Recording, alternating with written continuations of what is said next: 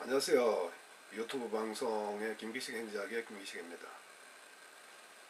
오늘은 사실상 첫 회의 방송이 되겠습니다. 장비를 새로 갖추고 새로 시작하는 가운데 제가 아직은 좀 기계가 미숙합니다.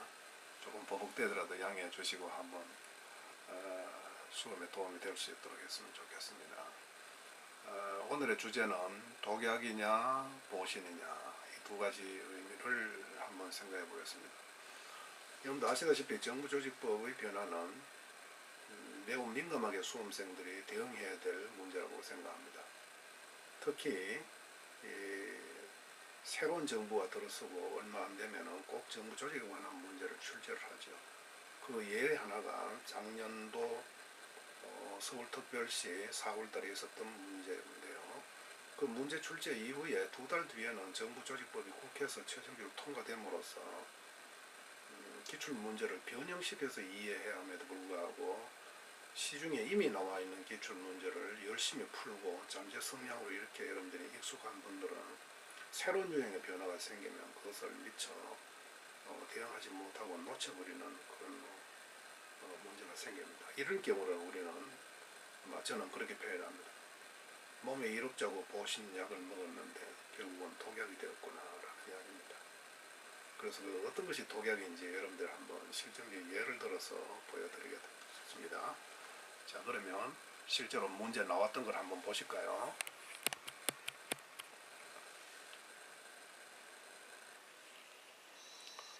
자, 그러면 조금 여러분들이 한번 보십시오.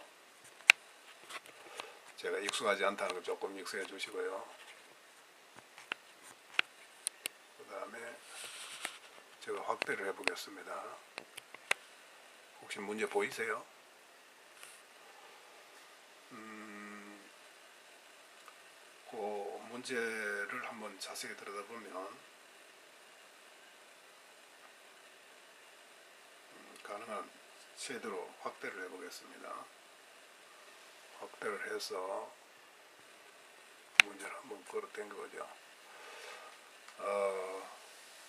4월달에 있었던 애초의 문제입니다. 문재인 정부에서 이루어진 정부조직 개편의 내용에 해당하는 것을 모두 고르면, 그러니까 애초의 문제니까 애초의 문제를 다시 올려야 되겠네요. 한번 보겠습니다. 이런 문제입니다.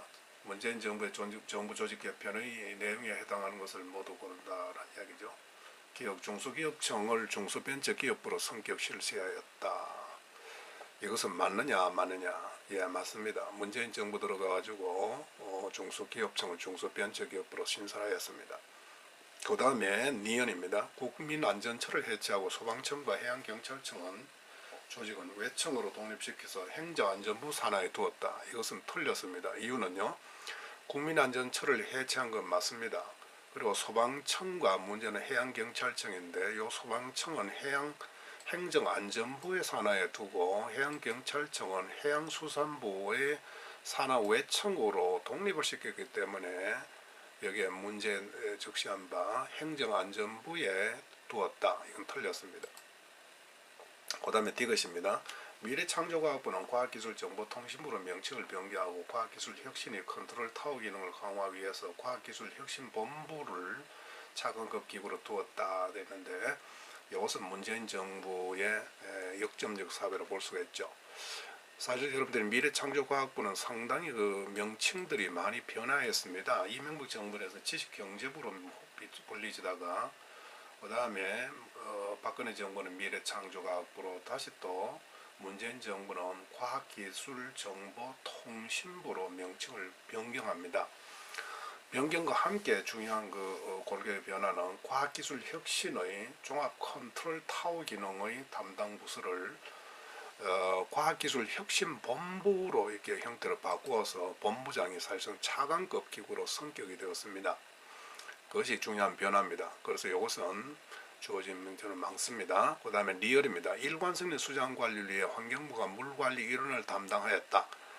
이것은 환경부의 물관리 일원화의 과제는 오랫동안의 논란이 있었던 문제죠. 다시 말하면 국토교통부의 물관리와 환경부의 문제가 상당히 이제 논란거리를 겹치는 과정에서 문재인 정부 출범과 함께 2018년 작년 6월달 법 개정되기 이전에는 물관리에 일어나는 환경부 소관이 아니라 국토교통부 소관이었습니다. 그래서 출제 당시에 이 문제는 틀린 지문입니다. 다시 한번 볼까요? 일관성 있는 수장관리를 위해서 환경부가 물관리를 담당했다. 출제 당시에는 이게 틀렸습니다. 왜냐하면 환경부 소관이 아니고 국토교통부 소관이었기 때문입니다.